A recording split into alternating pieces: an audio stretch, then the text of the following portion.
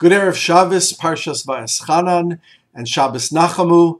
Everybody feels better after Tisha B'Av on Shabbos Nacahmu. We feel like a burden has been lifted. We just feel a little lighter.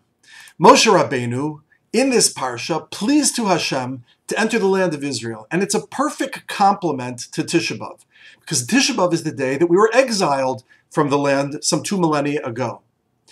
Now the Gemara in Sota wonders, why is it that Moshe pleaded for Hashem to let him enter the land?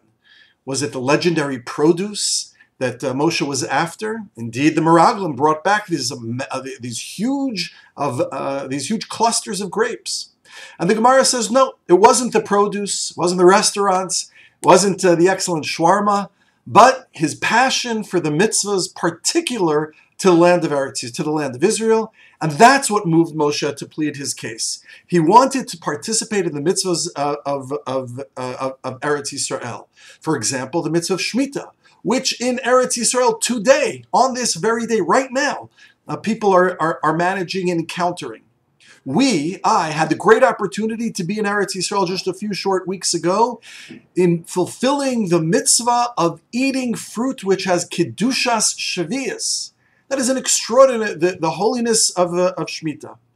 And that's an extraordinary mitzvah to do. And you can only do it, or it's more easily accomplished in Eretz Yisrael. Now one wonders, why does the Gemara bother to raise the question at all?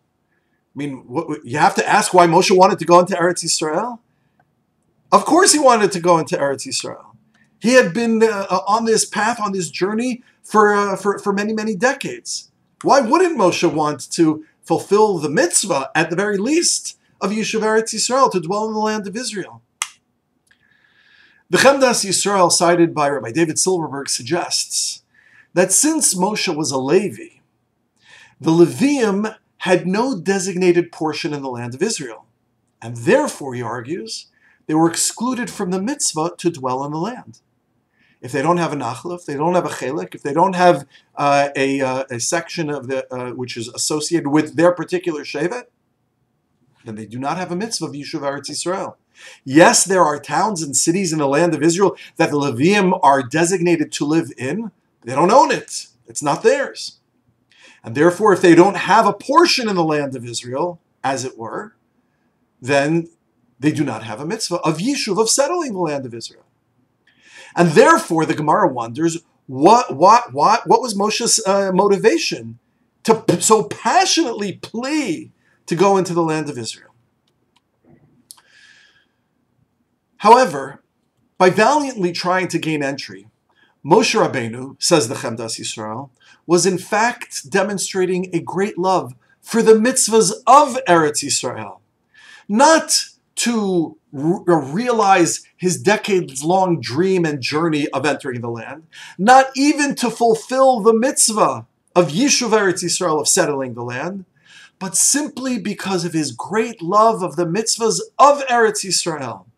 Yes, he was exempt from the command to live in Israel, but his love for the land and its mitzvahs led him to passionately plead, unsuccessfully of course, but to passionately plead for entry into the land of Israel.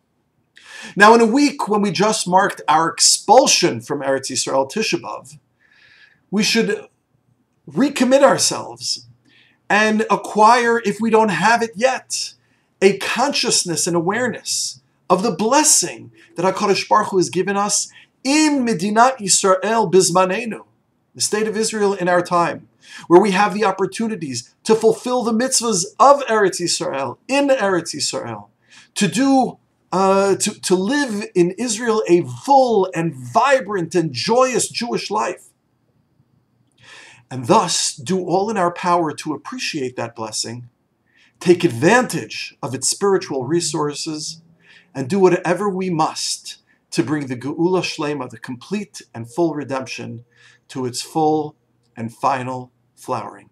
A good Shabbos to us all.